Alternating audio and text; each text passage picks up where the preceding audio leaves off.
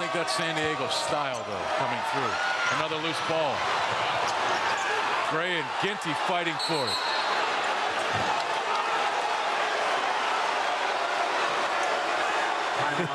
Steven bumped up. I guess he is. Oh, yeah, I like that. When you get on the floor, get dirty. Stephen Gray wanting the foul. He was a little upset about how Ginty jumped on him after the ball. Let's see, both of them dive at the same time. Well, Steven comes up with it. Lucky that somebody didn't tear his shoulder out on that play. There's a few fists going in there, too. You like both teams to be a little feisty, though, don't you? Well, you can never say that Stephen Gray doesn't value every possession. There you go. Because he went after that ball. It looked like Ginty had the jump on him, but Stephen comes from the blind side of him and just gets to it first.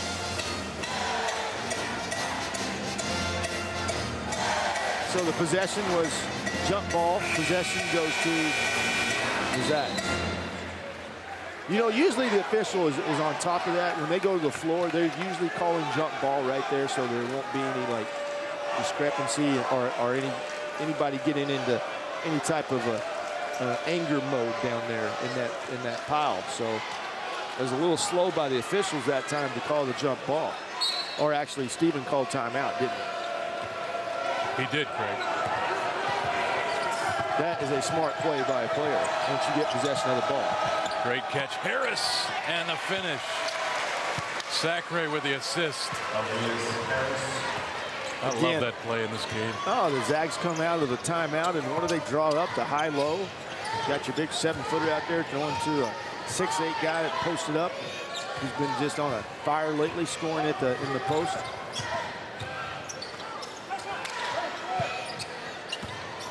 Johnson. Mafra again from the elbow. That's off. Harris with another rebound for GU. Harris now with 5 rebounds.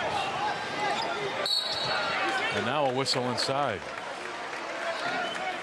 And this is on Roberto Mafra. So free throw when we come back. Stay with us. Fans, be sure to tune in to the Mark Few Show Sunday nights on KHQ in Spokane, Tuesdays at 7 on FSN Northwest. Each week we bring you insights, interviews, and behind-the-scenes access to Mark Few and the Gonzaga basketball program. I know you dig deep in your questions to Coach Few, don't you, on those? He kind of rambles, have you noticed? He does. I don't have to ask him a lot of questions. No, you do. I mean, you kind of just set it forward and. Yeah, I'm just kind of like a moderator, you know, like meet the press. Meet the press. Just that's like a good meet one. Few. That's a good one. Meet Few. I appreciate that you like that one. I do enjoy it. I mean, this is the first time that we actually get to see Mark in that kind of a situation. Yeah, no, it's great. Yeah, so I mean, he's such a brilliant mind anyway. Wow. You know, in basketball, come on, give me a break. No, I'll give you that. Yeah, he's got that going for him. But it also he's going to appreciate that you call him a brilliant mind. When I think Einstein, I kind of think of Few. Relatively speaking. Yes. Okay.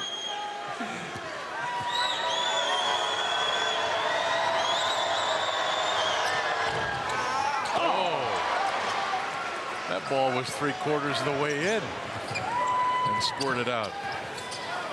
12-point game. This is USD style, Craig. It's hard to put them away. It is, and you know, we said that they could keep the score low, but they just had a real problem on the offensive end, putting the ball in the hole. Wow, Brandon Johnson's a tough character. Absolutely hammered inside. Well, you know, he was a senior last year, and he'd already redshirted once, right? Medical redshirt. A medical redshirt last year to get the year of eligibility back this year.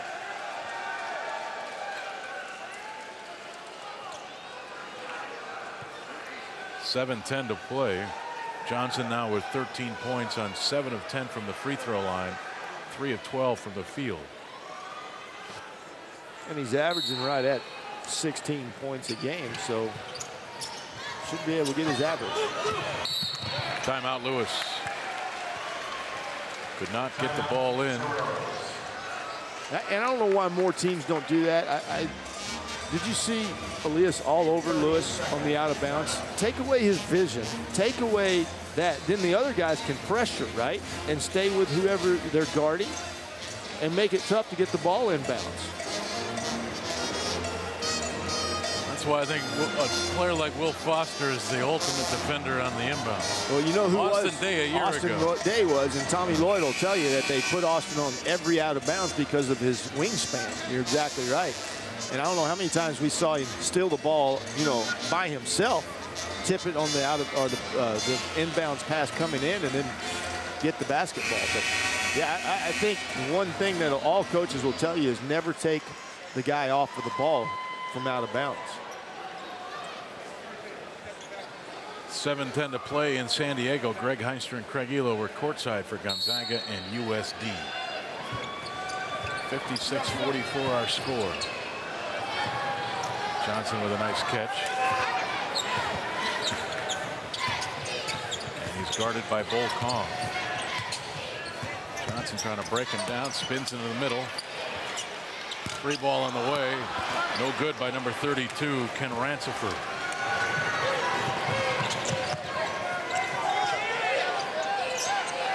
Zachary wanting the ball inside. And now the double team came. Got it to Bolden. San Diego did a nice job, though, getting out of the double team and taking the extra pass away from the Zags to the guy that was open. 10 on the shot clock. Harris inside from Zachary. Well, that's too easy. Well, on the tape tomorrow, they're going to, Billy and Mike Burns and all those Kyle Bankheads down there, Bill Carrs are going to show Ransiford that you don't leave the guy from the baseline to come double team. Because when you did that, he left Elias Harris wide open on the baseline. Now, when you double team, you want to come from the top or from the offside. You never go from the guy that's opposite the element in the other block. And Robert did a nice job of reading that, too, getting Elias Harris the basketball. Under 6 to play. Harris leading Gonzaga in scoring, 16.7 rebounds. Bull Kong in front of the rim. Oh. Oh. Uh-oh. Elbow. Elias Harris is hurt. Yeah, the floor is not forgiving. He landed right on his elbow. Second personal, 17. Mark Few over to look at his prized freshman. Newcomer of the year. 5:44 to play. And player of the year. And a 14-point lead. Returning to the Toronto's lineup, number 20, Matt Dorr.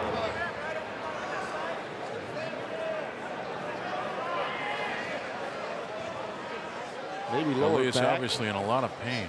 Yeah, maybe the back. Another look at it right here. See, he's off of his feet are off of the ground. Bam, right on the lower back. I thought maybe his elbow hit, but it is. Back. Yeah, it's lower back.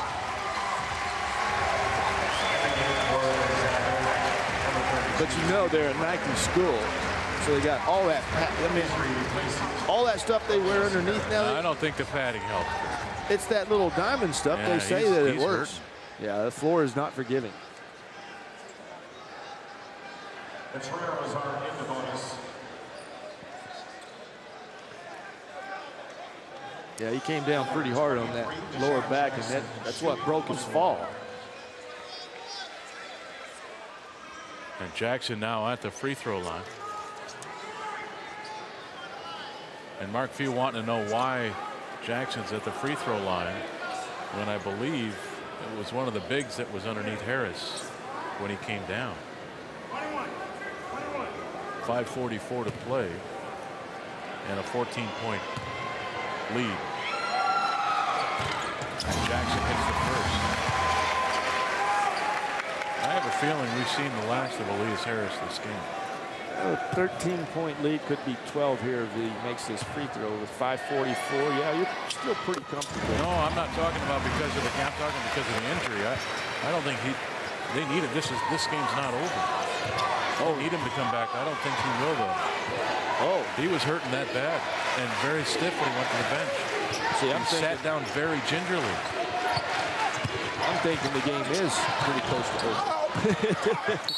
I don't think San Diego has showed me anything tonight that would say differently that they can make up 12 points in 5 minutes.